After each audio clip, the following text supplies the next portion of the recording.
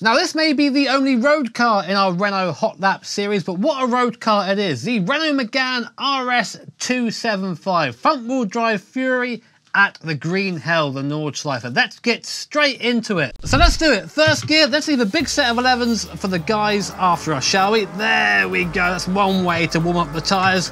Second gear, and let's begin our lap. So of course, as you can see, using the H-pattern shifter here, because this car is a 6-speed manual. I do love a good manual gearbox.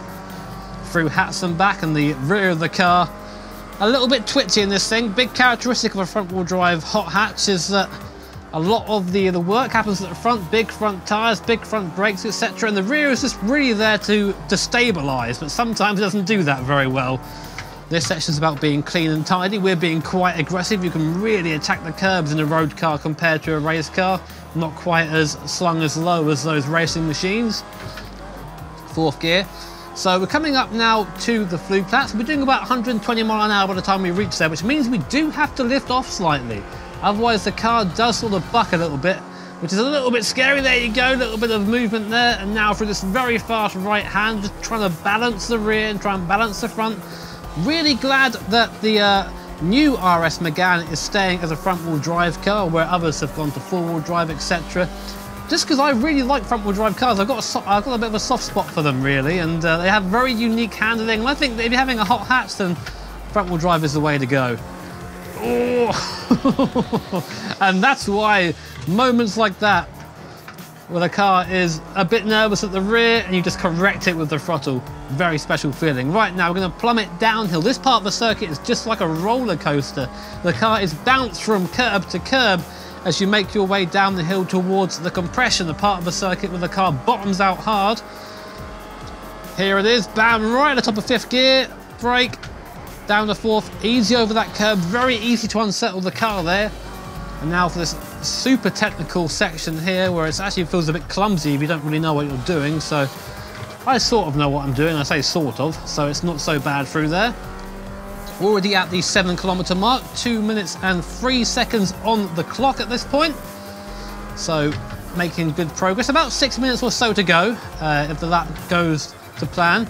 Down the fourth gear, not really taking the line through there, but getting through in one piece, which is the important thing here at the green hell. Of course, very long lap time. Make one mistake and that is your lap over. So a little bit of a mixture between being cautious and being aggressive. Third gear for this downhill right hander, right out onto the curb on the outside there. Now coming up to a section called miss, hit, miss. So we'll try and get this right. We missed the first apex, which is here. Hit the second one, that sort of counts, and then miss the third one. That was miss, massive slide, miss, so not quite the same thing. So at the point of the circuit now, very easy to end up in that tyre barrier on the right if you get things wrong. Look at this thing is equipped with ABS, so I can just smash the brake pedal and slow down very quickly indeed. Back downhill now, look at that awesome scenery in the background there. This is why it's called the Green Hell, just full of forests around here. I've been here in real life, and I can say that the game does a pretty decent job of making it look like the circuit. Uphill we go.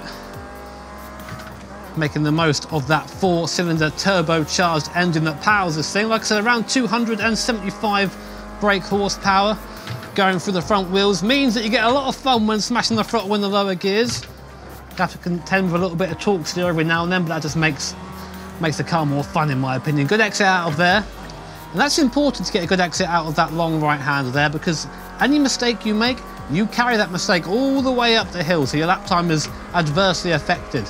So just waiting to get the top of fourth gear and then going for fifth, because this is all uphill, this section. So this is where cars with a little bit less power would struggle, but of course our turbo putting us through nearly at 130 miles per hour now. Coming up to this very fast left-hand kink that catches a lot of beginners out, so hopefully it won't catch me out now, so I won't look bad on camera. Go down the fourth. There you go. Nice and easy through there. I was quite afraid of of sort of being predicting my own demise there, so I was a bit careful through there instead. Still in fourth gear, still over 100 miles per hour. Heavy braking just before the road falls away from you. Bit of a crest there. Using third gear, great torque in this car, just pulls you out of the corner. Now for the most famous corner in the world, I think. maybe after Eau Rouge, but this is the carousel. Down to second gear, throw the car in, let the track just pull you around, wait for it, bam, on the throttle on the way out, nice. Now back uphill again. This car is just relentless, just pulls forever. Gotta be careful up here though, because the front wheel drive, a little bit of understeer can send you off to the right there, we don't want that. We've got to try and carry the speed through this section. Those curbs either side are not your friend at all. Round to the right now. Not bad. Now this last section, such a fun part of the track. Very technical. Very rewarding if you get it right. Just at the downshift there, just to slow the car down. Throw it over the curb on the inside. Now this crest, be careful. Keep the car tight here. Otherwise you go out to the outside and run onto the grass, which then ruins your entrance into this left-hander. Again, downhill. So be cautious with the braking. Just in between third and fourth gear in this section. This next right-hander might look familiar to you if you watch a lot of Nürburgring videos online.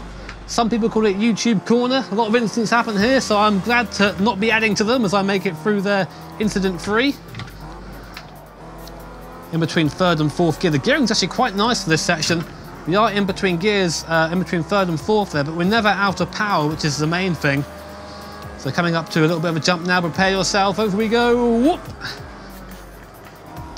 Using left foot braking there just to slow the car down a little bit. Blind crest, look at the curb, there it is. Oh, I had to turn out of that a second there, I nearly went a bit too eager on the way in. Up to fifth gear, now this part of the circuit, you get bumped around quite a bit up here. See the car moving and bouncing off the curbs of the surface, very fun section. Getting near now to the end of the course. Down to fourth, bring it in. Very nice. Third gear, nice and soft.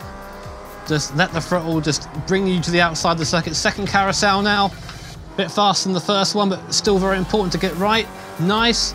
Now coming up to one of the longest circuits in any track in the world, the Dottinger Höhe, I think it's pronounced. I had a German teach me that the other day. Maybe he was yanking my chain, but I think I got it right.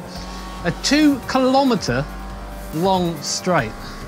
So we get a little bit of a chance to rest, and we get to let this turbocharged 4-cylinder pull us along. There we go under the gantry. You can see the Castle Nürburg there up to the right.